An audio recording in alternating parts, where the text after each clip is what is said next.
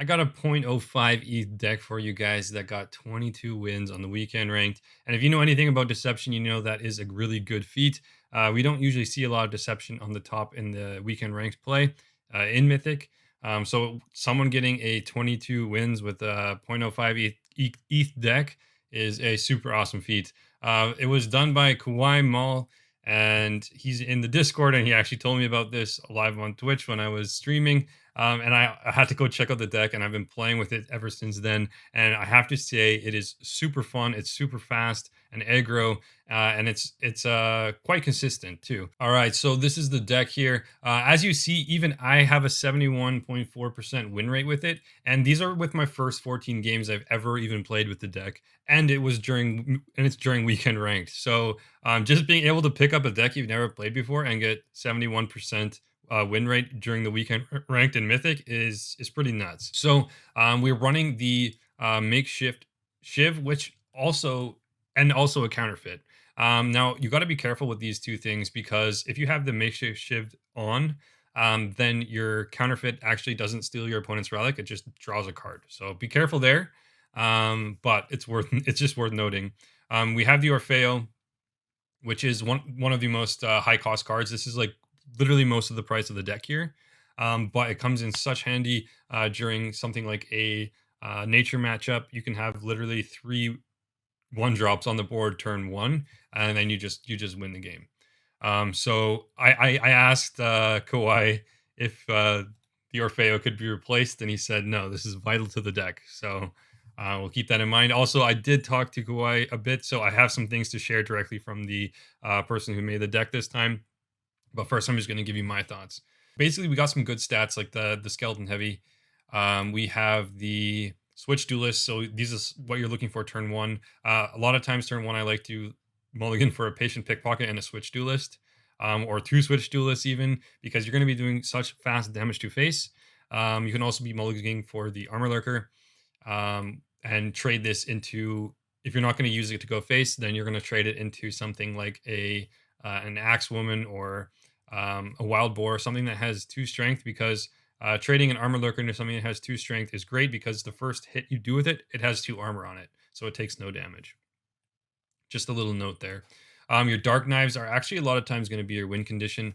If you can get down 2 switch duelists turn one, and then you have a dark knives in hand. Sometimes I leave dark knives in the mulligan stage depending on the matchup, because you can just do so much damage so quickly. Like technically, if you think about it, by turn two, when these are, if you play 2 of these turn one, turn two they each have a dark knives on them. That's 12 damage to face on turn two.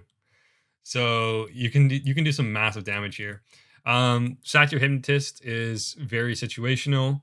It can help slow things down though if you need to just continue hitting face. Shackled Acolyte can be a bit slow, so you got to play around that. If you can get that out turn one, and then you can turn two the hollow, that's a really good combo because then you get a card draw instantly from the hollow. Same with the pickpocket actually. Turn one pickpocket, turn two the hollow. You get that instant card draw almost. You have your Lady Marcella, of course. This is just an amazing card for shutting down the opponent's board, as well as having a 3/3 body on board. Then we have the Ludus Dedicon for your card draw, as well as the Hollow, of course. Uncanny Rogues, you can drop these on anything, and they give a friendly creature deadly.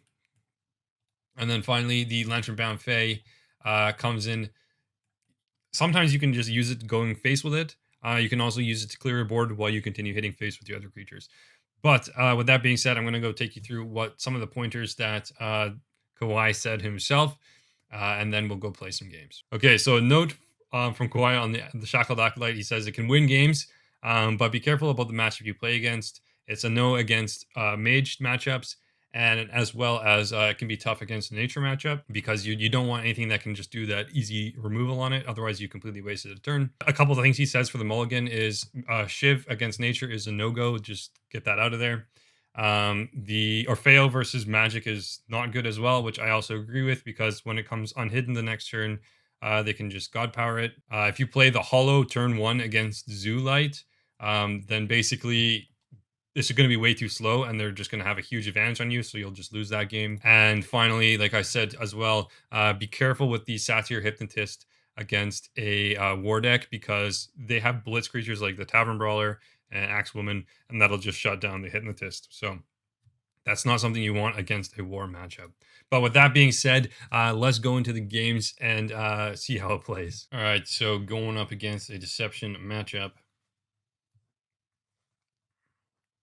So we're going to try to go quick here.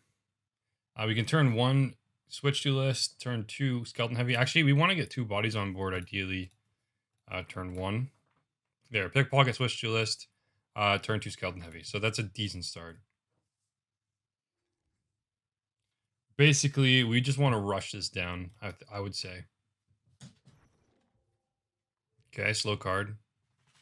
Oh my god. It's got the same too.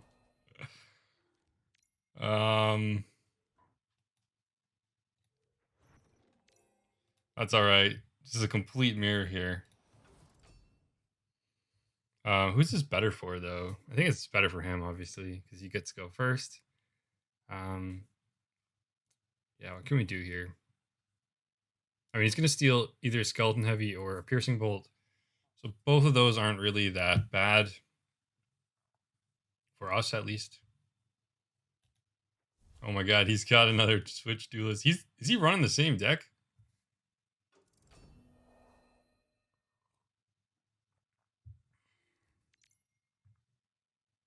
Okay, now we got a question of Shackled Acolyte to slow things down or Skeleton Heavy. I think, well, first this is tough. This is tough. I think first let's get the Shackled Acolyte down. That just makes sense. Then we are going to pip out the Piercing Bolt, I think. So we can slow this guy down. And I believe we just hit face here. It's a bit of a tricky matchup, honestly. Mirror like this. We have another Piercing Bolt. Might save that for Guild Enforcer. Oof. At the same time, I can just use it to shut down a Switchblade Duelist.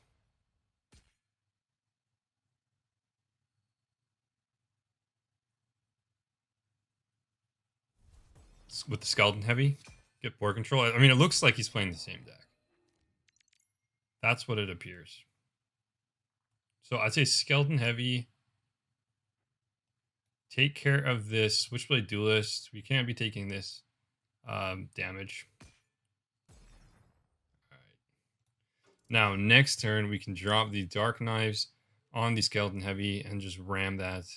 Okay, he's running a Jinxblade Duelist, so this is different than our deck already. But he can't hide it, so it's gonna have 3 health. So what we can actually do is trade into it. With the Dark Knives, we can drop that on a Pickpocket, for example, trade into the Duelist. Because otherwise, this Duelist could literally lose us the entire game here. Like, if this thing starts getting hidden every turn, he should have waited 1 turn and it would have been GG's for us. But now we actually can potentially come back into this.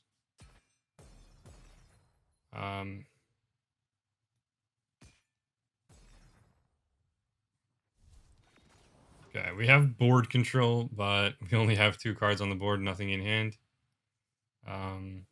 He's basically, yeah, been out trading us. I think going second in this matchup when it's so mirrored like this is pretty rough. I mean, he had the great start too. Okay, perfect pickup. Exactly what we needed.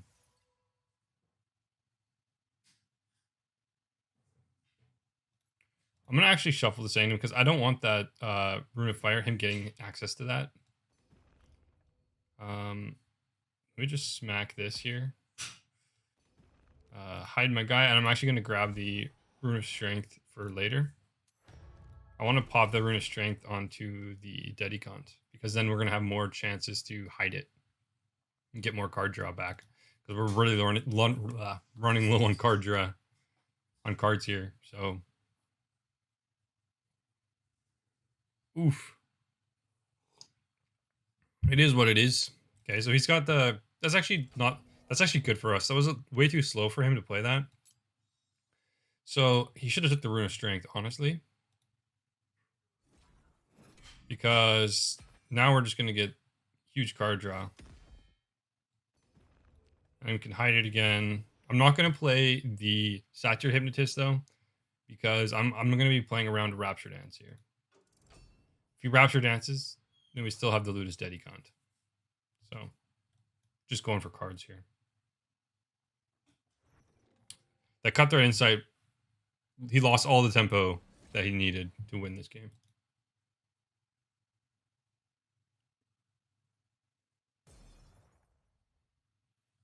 Okay. So we can do 5 takes him to 11. Can technically grab the Lambasting Wand.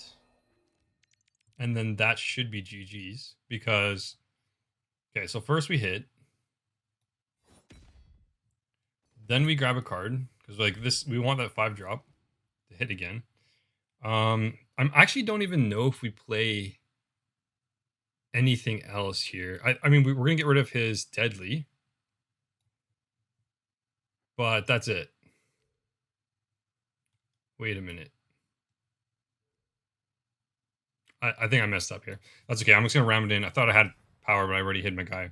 But that's fine. We don't want to leave 2 bodies on the board because we're then susceptible to a Rapture Dance.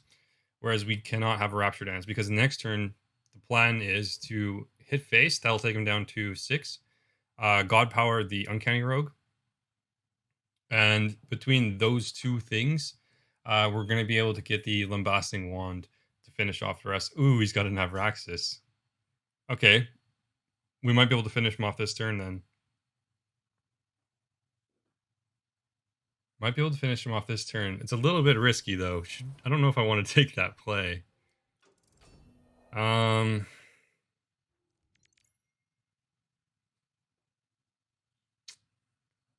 Do we take that play? I mean, we're kind of susceptible here if we don't. I mean, the thing is, we're going to have to roll the dice twice to win this. So what I can maybe do is hide my Dedicant one more time. I don't know. If I hide my Dedicant one more time, he can Rapture Dance it. But is there anything I can hide? I mean, I can have a dual Ludus Dedicant here. It's the Rapture Dance. It's susceptible to Rapture Dance anyway, so.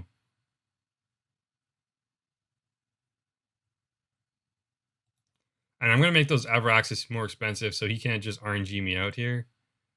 Then let's hide the big boy here.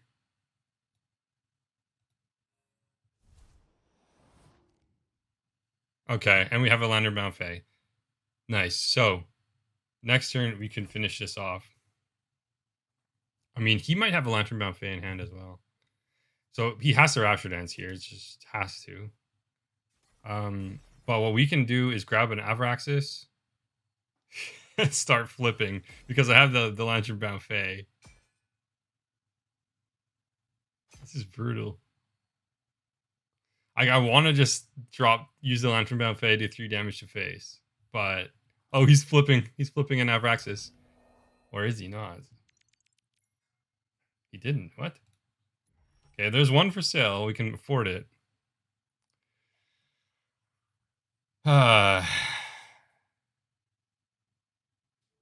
He has 1, 2, 3, 4. I think we might lose unless we grab this Avraxis.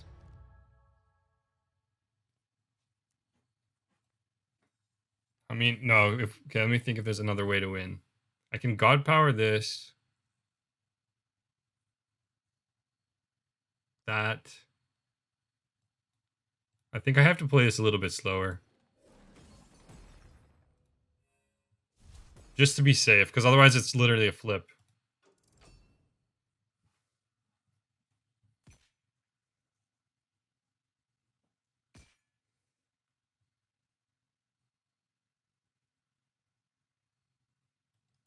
I think that was my only shot here.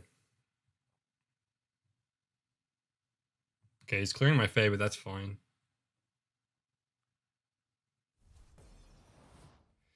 If worse comes to worse, I can always just Avraxis, double Avraxis.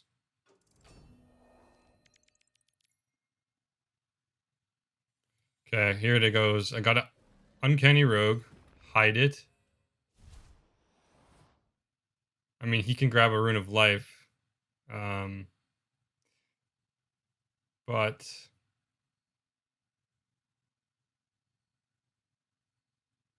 I mean, he's going to be able to grab that Rune of Life there. So he'll heal back up to 9. I can do 4 and then 5. Oh my god, he's got a Hypnotist.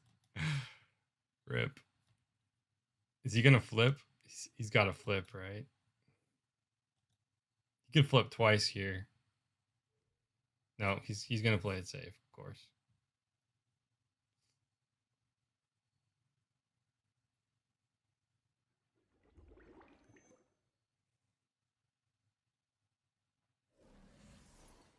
Whoa, he played an Avraxis. That gives us a shot of winning. If it does 5 damage to his face. Oh, no.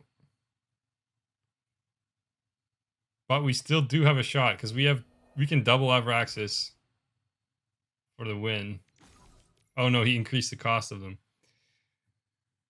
Okay, this is getting brutal. I think it's impossible to win here because we can do 2, kill 1. Okay, let's just see how much it's going to cost us. That.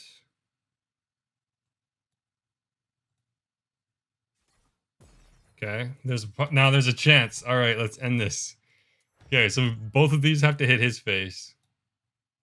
Both of these have to hit his face. Let's go. Okay, there's one. Let's go. All right, there's one. It went to his face. Okay, now we have a 50-50 here. 50-50 coin flip. Let's go. Let's go. That's how you win weekend ranked, everybody. Oh my god. All right, let's go to the next game. Okay, now we're headed up against Nature matchup, which is actually a hard matchup for us because they do have spells that can target our hidden creatures because they don't. It's just a big RNG. The Hypnotist is pretty. It can actually be decent. It's possible that it can be good against Nature. Okay, switch Duelist, Pinch Pickpocket, turn to Hypnotist. That works for me. It's nice to have 2 1-drops out against Nature. Just helps in case they just use a Canopy Barrage. Needs to have something on the board. Switch Duelist is pretty meh against this Marshwalker, but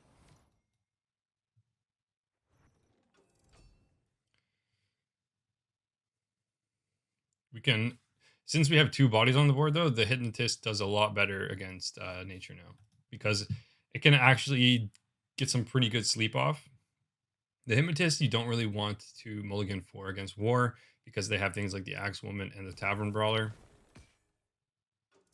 Yeah, perfect. Okay, so we just sleep that Marshwalker and keep as many body on board as we possibly can. Get a bunch of favor because we don't really have anything good to deal with the Marshwalker right now. Perfect. So we got a Mooncray Cyclops, the dream of a card. If he plays his now, then it's not even good for him because we can clear it. But we can play ours next turn. Okay, he's going with the Overgrown Rhino.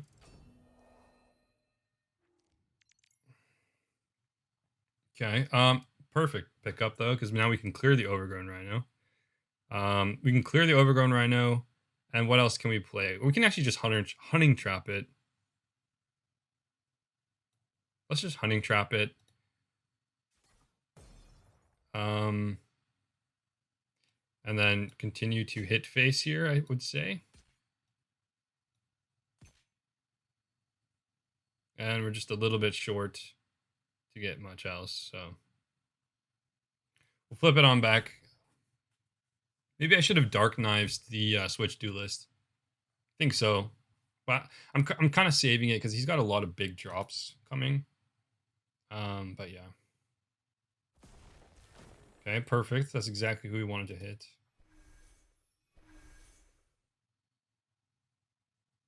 Okay.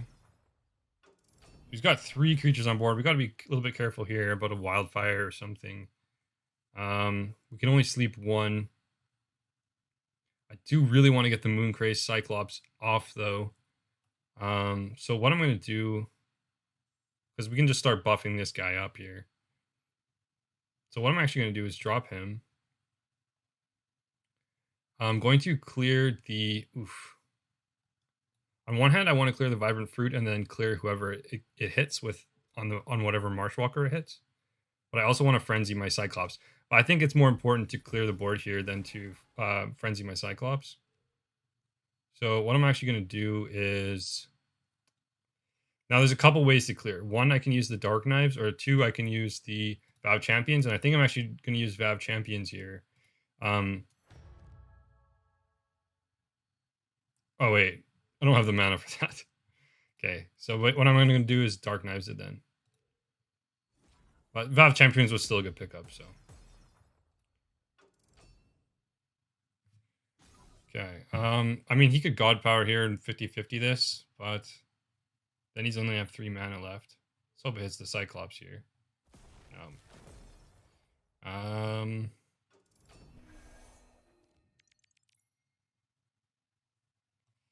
Let's just go... Do we clear the board or just keep smacking face? Let's clear the board. Okay. I guess we'll keep smacking face then. And then we'll fill up the board here. We've got 2 mana left. Should we draw a card? Let's draw a card.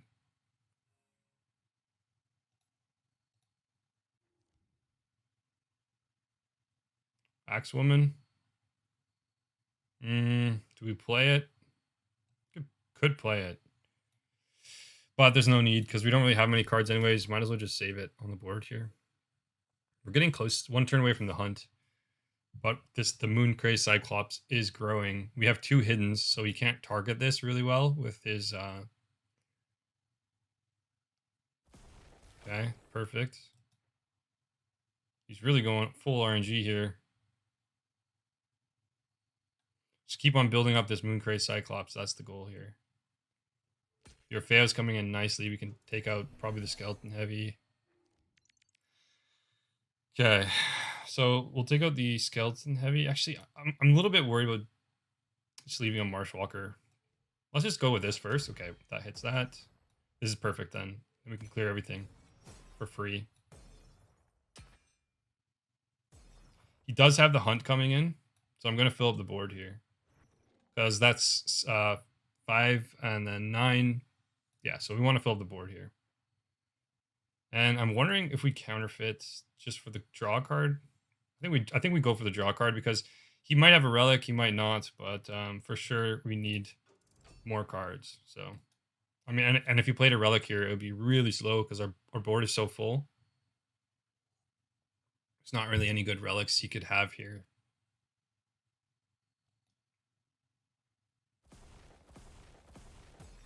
Wow. Okay, at least we got to keep the Cyclops. That's okay. GG's though. I guess he could not deal with the rest of that. We were good there now because we had the Guild Enforcer coming in next. All right, and that's it. If you do like aggro style play, then you can check out this video here. It's an aggro war deck that also got 22 wins in the weekend ranked last weekend, and it's also a budget friendly deck. So with that being said, thanks for watching, and I'll see you in the next video.